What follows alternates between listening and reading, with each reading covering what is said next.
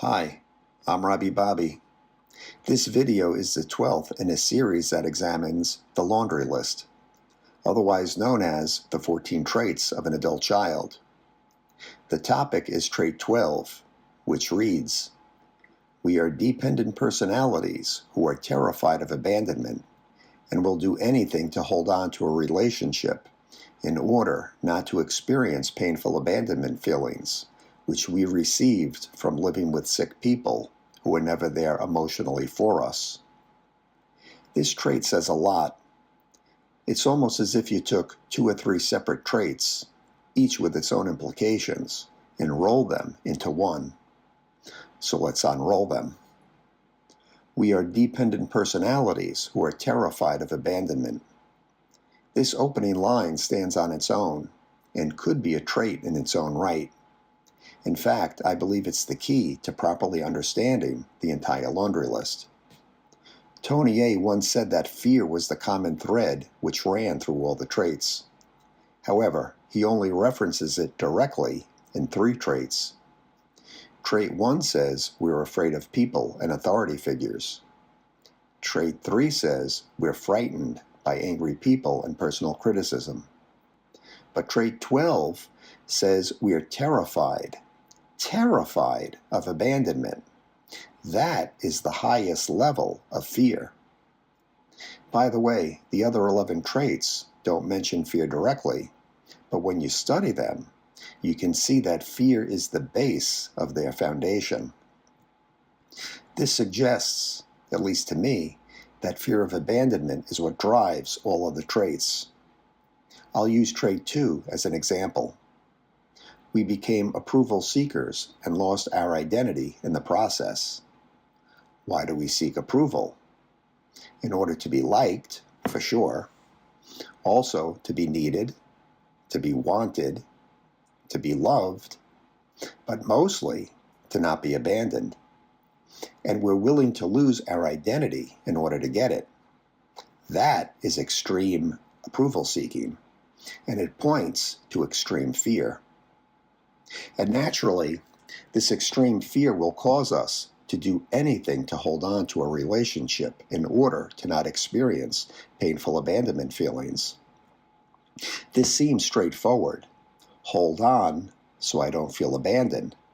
However, sometimes the relationship just doesn't warrant such extreme holding on, but we do anyway. Sometimes we don't even want to be in the relationship and we still hold on. Why?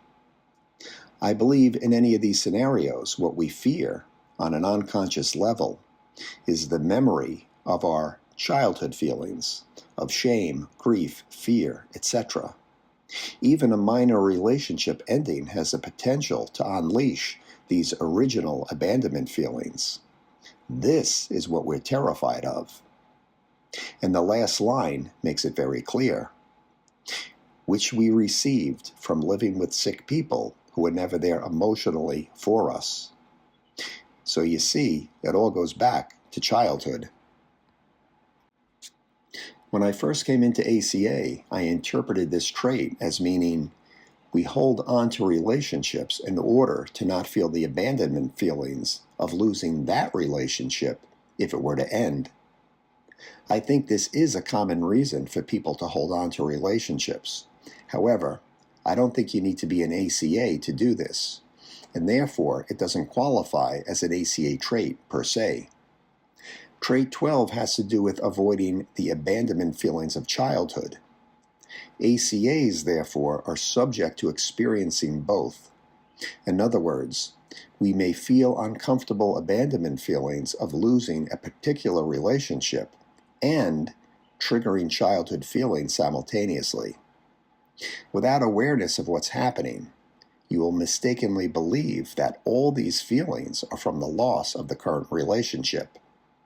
Because childhood feelings have been repressed, they've also been fragmented or disintegrated from the events that caused them.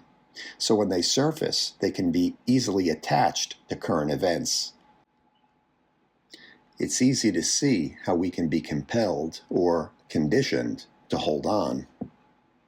And I believe this trait can manifest in many different ways. Relationships with chaos and drama provide a distraction from stored feelings of fear, grief, and shame. If we hold on to this type of relationship, then we're also acting out trait 8, which says we became addicted to excitement. Because the excitement in this type of relationship, in the form of drama and chaos, is the mechanism that allows us to access our inner drugstore. Adrenaline is a common drug of choice for many adult children because it numbs feelings and keeps our attention on someone else. This is one of the many potential mechanisms for stuffing or repressing feelings, which brings in yet another trait, trait 10. We have stuffed our feelings from our traumatic childhoods and have lost the ability to feel or express our feelings because it hurts so much, denial. As you can see, when the door opens to let in one trait, others will follow. They tend to run as a pack. If we're lucky, we notice the predominant one, but often fail to notice the others. This trait can also be acted out if we stay in an unsatisfying relationship in order to keep feelings of being unlovable at bay. I believe the overarching effect of growing up in an alcoholic or dysfunctional home is feeling unloved. And children will automatically blame themselves and assume they're unlovable. This is where the toxic shame of the parent is transferred into the child.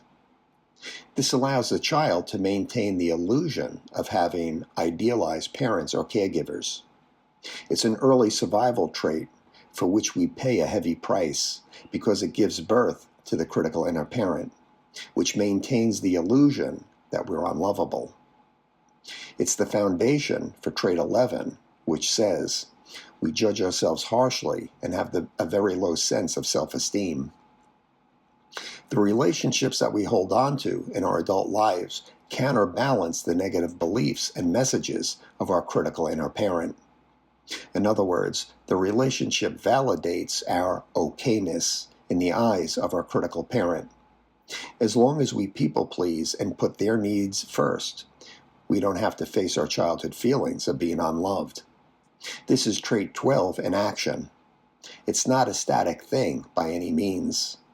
It easily adapts to any relationship, romantic relationships, family relationships, or friendship and work relationships. In fact, it can play out in all these relationships simultaneously. So how do you solve this problem? What's the solution?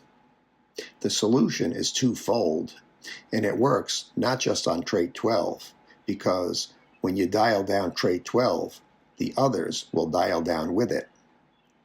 The solution includes practicing self-love, because that is the antidote for the emotional abandonment we experienced in childhood. The second is to process our repressed abandonment feelings so they no longer frighten us. I know this is easier said than done, but the entire ACA program has been designed to help you. So if you're new to ACA, just start working the program by going to meetings and by working the steps. This is the path to recovery.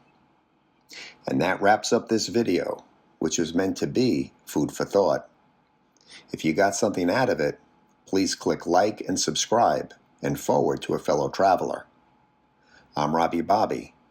Thank you for listening, and as always, keep coming back.